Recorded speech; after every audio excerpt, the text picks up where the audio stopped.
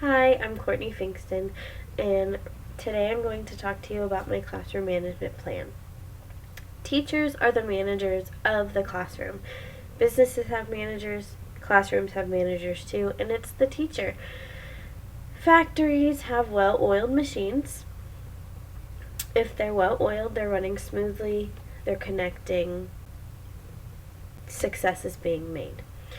The same instance in the classroom, if you and your students are always working together, you're always going to be well oiled. Therefore, you're on the same page, you're working through the same success, you're working for the same common goal. To have a well managed classroom, a teacher should set up a philosophy, a classroom philosophy. This simply means, what do you expect from your students and what your students should expect from you as a teacher? With a little bit of encouragement, students can always go farther than what they're expected to do. Dreams, I've always said, if dreams do not scare you, they're not big enough. The same philosophy for my classroom will be set into play. If my students' dreams are not big enough, they're not dreaming big enough. If they don't get scared by their dreams, they can go higher. I want to be that uplifting, goal-reaching, success story teacher for every student. I want to inspire, I want to encourage, because praise and encouragement can go a long way in a classroom. If a student is lifted up, they will feel welcome, they will feel loved, they will feel encouragement, they will want to succeed more because the classroom and the teacher is positive and they believe in each other. Therefore, giving loving instruction in the classroom is very important to me, which is a huge part of my classroom philosophy. Next, that goes to the classroom setup, feeling welcome. If a student is cramped or not inspired by posters or the setup of the classroom, this could damper their behavior in the classroom. Therefore, you will walk in on one corner of my classroom, because usually classrooms are rectangular. So in the bottom left corner will be my door, if possible. Then as you walk into my classroom, to the left will be their cubbies, where they put their personal belongings. They'll feel safe if they have a personal spot for their personal belongings. Then a computer area is ideal in my classroom, because I feel that technology is a great way to incorporate lessons and learning that have already been encouraged and already been taught. It can reinforce a lot of amazing things. In the classroom, then you will have storage. Obviously, you have to have cabinets for storage space because students have a lot of stuff. Then in the front of the classroom will be the front board. Hopefully, there will be like a smart board or a whiteboard or something to interact with the students in the classroom. On the right side of the board, going around the classroom, will be my teacher desk. I will be facing the students. Students will be welcome to come up to my desk after following rules from raising their hand, but we'll get to that in a minute. But they should be encouraged to come up to the desk, so therefore the student or the teacher desk should always be readily available. Next to my desk, because I want to control the order of my books and my bookshelf, will be the bookshelf. The students will be inspired and encouraged to grab books if they're done reading, or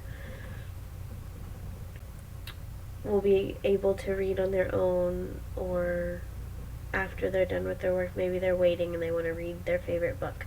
Then they could go to the reading center, or the soft area is what it's going to be called, because there's going to be cushions and bean bags and a rocking chair or something for me to sit in if we're having story time. But there's going to be a couch, like a couch here and a couch here in that reading area for my students to be able to be comfortable and read. If they're comfortable with reading, then they're going to be more apt to read. Or if they're well behaved, they're going to want to get into that reading area. Then in the back of the class, we're going to have classroom materials, which is where you'll set up like the centers and the different things for different areas, different parts of the day. In the very center of the classroom, all of these are around the edges, but then the very center of the classroom will be the desks. Usually they'll be on groups of 4, maybe groups of 3, depending on the number of students would be in my classroom, but they will always be facing the front board.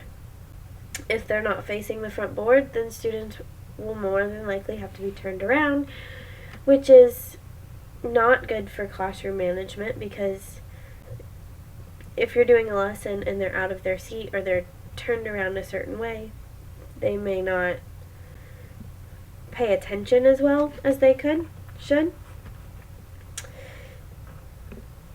which that is my future classroom setup. That is my ideal classroom. Everything around the edges, student in the center, because they are the center of attention always, and they'll make sure that you know that. In every classroom needs to be, I keep saying, encouraging and inspiring, but it also needs to feel safe. Your classroom needs to feel safe. Every classroom needs to feel safe. If a student is safe and welcomed and inspired by the teachers and other students, then they will be more likely ready to succeed and ready to learn in the classroom. Feeling safe, welcomed, comes rules, because every classroom needs rules. 5 rules that I'm going to share with you today are whole brain learning rules, which the first rule will be follow directions quickly. And they'll have little motions, follow directions quickly.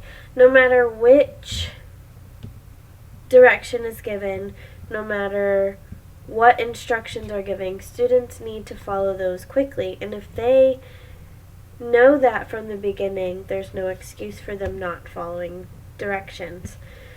Number 2, raise your hand before you speak. This is a big crowd control management rule.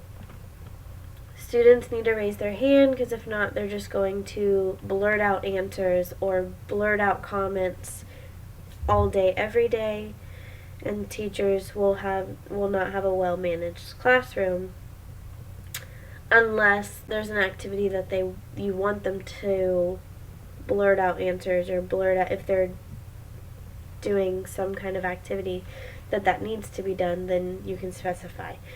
Rule number 3, raise your hand before you leave your seat.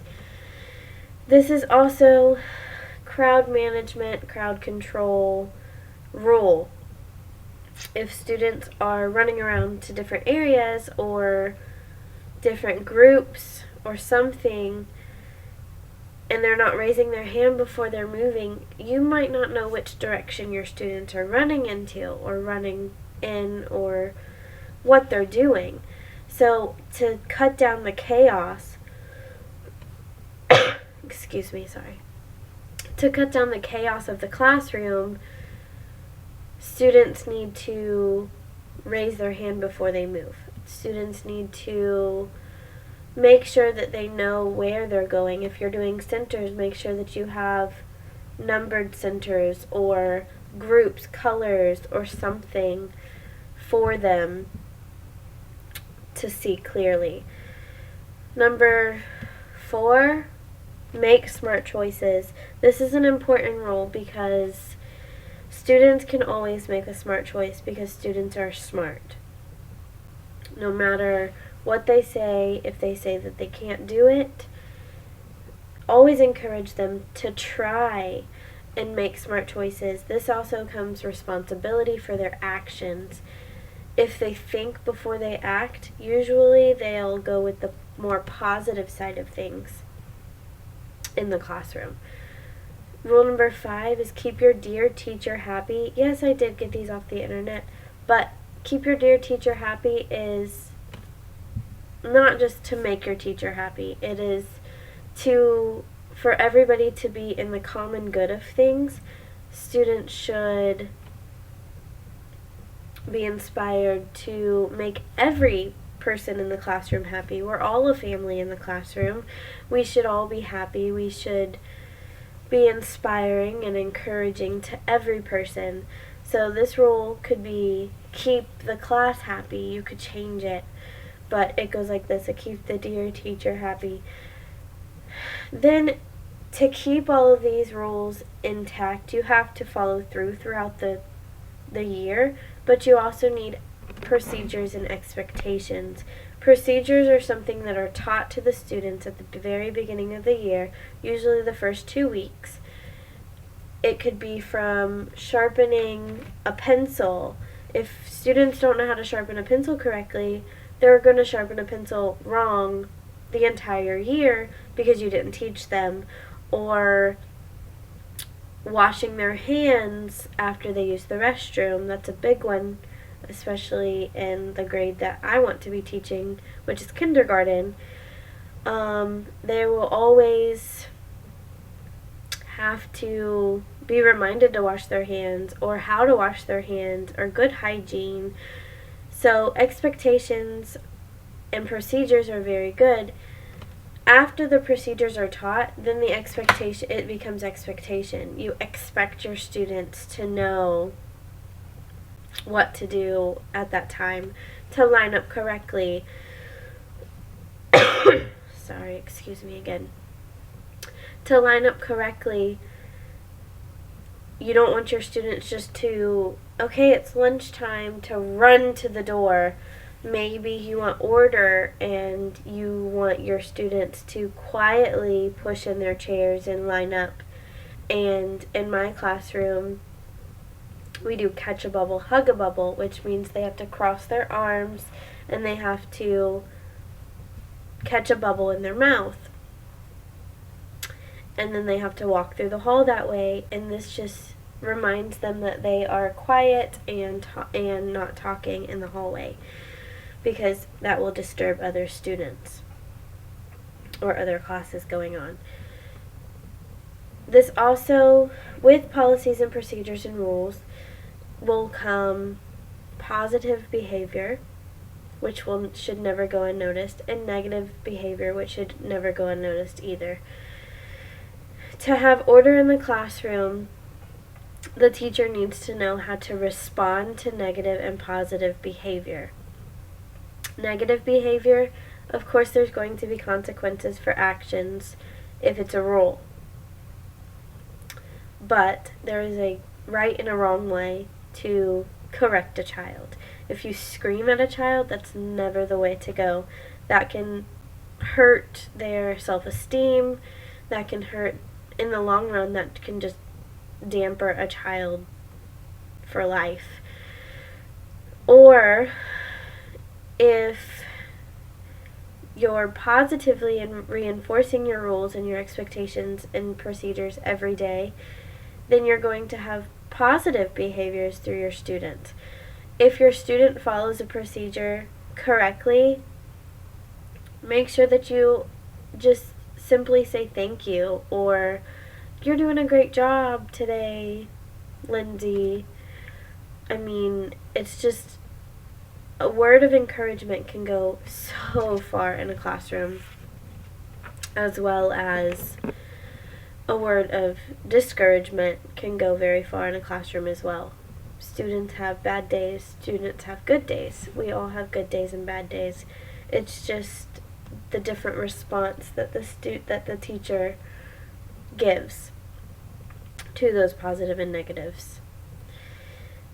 Next, in the classroom, you will have special needs, which means that you will need special need accommodations. This could be simply a para with a student that doesn't speak English very well. That could be an accommodation. Setting up a classroom to easily access the different areas of your classroom, or making sure that they sit at the front of the class if they have a hearing problem, or making sure that you stand close to that student and you're speaking clearly and crisp for the student. It could be simple accommodations, or it could be huge accommodations, maybe one-on-one tutoring or one-on-one different things throughout the classroom, verbal test giving. There's so many accommodations for special needs students that do not need to go unnoticed. If you have all of this down pat in your classroom, you should also communicate with your parents. Your parents are going to be either your number one cheerleaders or your number one discouragers. If your student parents do not know what's going on in your classroom, they're not going to support you. So I will strive to, at the beginning of the year, maybe the first week of school, send out a survey and asking them what is the best way to communicate with them, through an email or an agenda maybe that they get from the school, or text messages, or a Vox, which is like a walkie-talkie app that they can hear the tone of your voice and you can hear the tone of their voice going back and forth.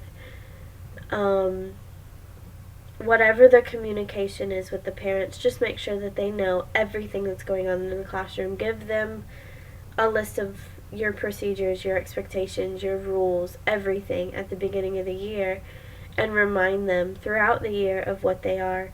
Also, that goes with following through. Make sure that if you send out an email daily, you're sending out an email every day to your classroom, not one week send out every email and then the next week just forget, or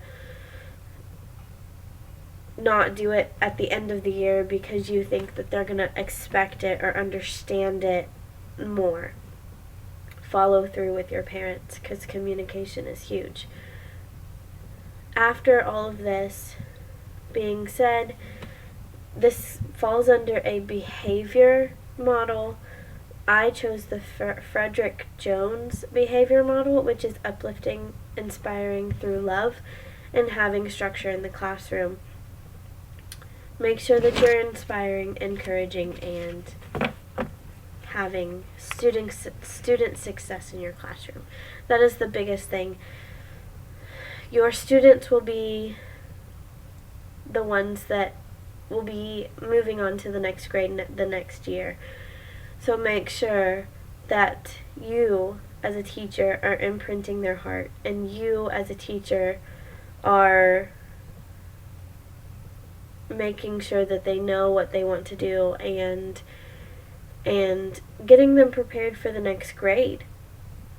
Me as a teacher, I want to inspire always, encourage every day, and make sure that my students are being successful in the classroom. Uplift, praise, discipline, structure, and this is my classroom management plan. Thank you for watching.